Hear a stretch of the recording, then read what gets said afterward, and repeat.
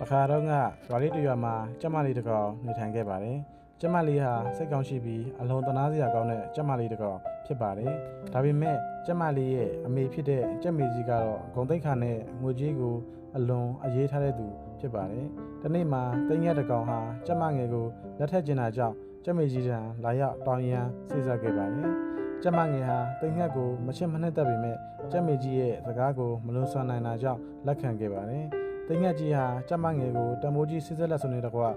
စိတ်ဆက်ခဲ့ပါတယ်။လက်ထက်မနေ့မတိုင်ခင်မှာတိမ်ငက်ဟာအလောက်ကိစ္စနဲ့အဝေးတဲ့နေရာကိုသွားဖို့ဖြစ်လာခဲ့ပါတယ်။တိမ်ငက်ဟာကျမငယ်ကိုငါပြန်လာရင်မင်းနဲ့လက်ထက်မယ်ငါ့ကိုဆောက်ပါလို့ပြောပြီးထွက်ခွာသွားခဲ့ပါတယ်။ကျမငယ်ဟာတိမ်ငက်ကြီးရဲ့စကားကိုနားထောင်ပြီးစောင့်နေခဲ့ရပါတယ်။တိမ်ငက်ကြီးမရှိတဲ့အချိန်မှာကျမငယ်ဟာသူမကိုတကယ်နားလည်ပြီးချစ်တတ်တဲ့ကျဖတကောင်နဲ့ချစ်ကြိုက်သွားခဲ့ပါတယ်။သူတို့နှစ်ယောက်ဟာလျှို့ဝှက်ပြီးကြက်မေကြီးမတိခင်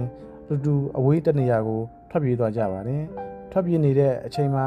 တိမ်ငှက်ပေးထားတဲ့ဆေးဆက်လက်စော့ဟာ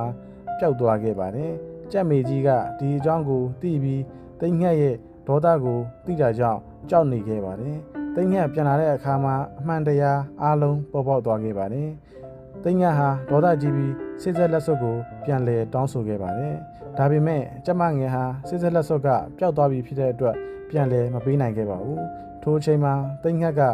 လက်စော့ကိုမတွေ့မချင်းတွေ့အောင်ရှာမတွေ့လို့ရှင်မင်းတို့တားစိမ့်မြေးဆက်လိုက်လံနှိပ်ဆက်တစ်ဖြတ်စားတော့မယ်ဆိုပြီးချင်းချောက်ခဲ့ပါတယ်။ထိုအချိန်မှာကြက်မေကြီးနဲ့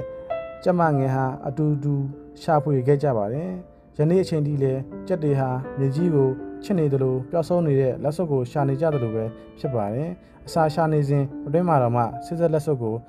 ရှာနေခဲ့ကြရပါတယ်။